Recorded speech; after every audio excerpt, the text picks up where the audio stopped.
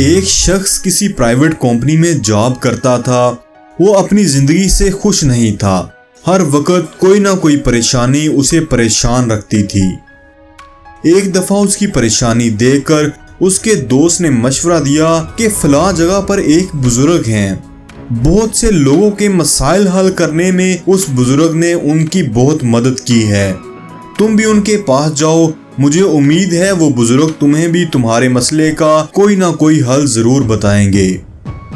اگلے دن وہ شخص جاب سے فری ہو کر ان کے پاس چلا گیا۔ ان کے پاس پہنچا تو بولا، بابا جی، ہر وقت کسی نہ کسی پریشانی نے مجھے گھیرا ہوتا ہے، کبھی آفس کا مسئلہ تو کبھی گھر کا مسئلہ۔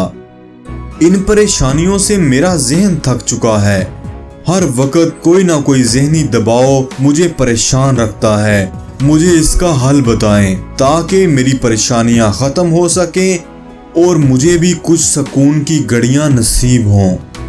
بابا جی کہنے لگے کہ اب رات کافی ہو چکی ہے، میں تمہیں تمہارے مسئلے کا حل صبح اٹھ کر بتاؤں گا، لیکن آج رات کے لیے میں تمہیں ایک ٹاسک دیتا ہوں۔ تمہیں اس ٹاسک کو پورا کرنا ہوگا۔ میرے پاس 100 اونٹ ہیں اور میں چاہتا ہوں کہ آج رات تم ان کا خیال رکھو۔ جب سارے اونٹ بیٹھ گئے تو تم بھی سکون سے سو جانا۔ رات ہو گئی اور بابا جی سو گئے اور وہ شخص اونٹوں کا خیال رکھنے لگا۔ جب صبح ہوئی تو بابا جی نے پوچھا، بیٹا رات کو نیند کیسی آئی؟ تو وہ شخص بہت دکھی ہوا اور بولا، میں تو ساری رات ایک پل بھی نہیں سو سکا۔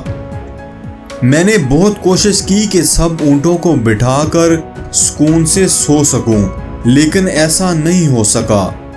جب بھی کہیں ایک اونٹ کو بٹھاتا تو کہیں اور دوسرا اونٹ کھڑا ہو جاتا۔ ساری رات ایسا ہی ہوتا رہا اور اسی طرح میری ساری رات گزر گئی اور میں نہ اونٹوں کو بٹھا سکا اور نہ سکون سے سو سکا۔ تو بابا جی کہنے لگے، جس طرح تم اونٹوں کو نہیں بٹھا سکے، اسی طرح ہماری زندگی میں مسائل ہیں۔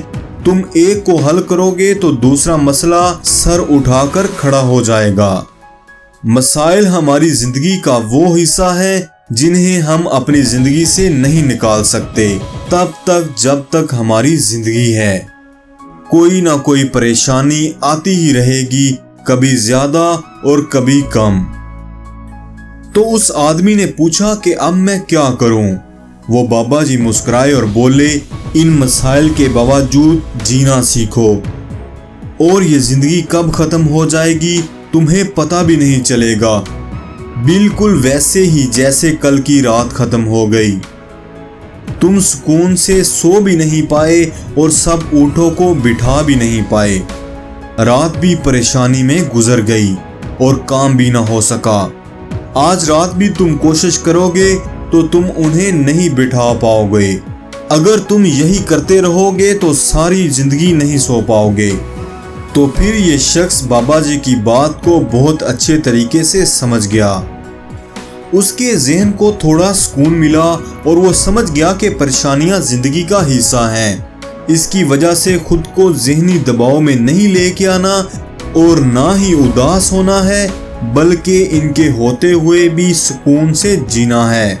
کسی نے کیا خوب کہا ہے، پریشانیاں حالات سے نہیں خیالات سے آتی ہیں۔ تو دوستو، اپنے خیالات بدل لیں، دیکھنے کا نظریہ بدل لیں، حالات کبھی خراب نہیں لگیں گے۔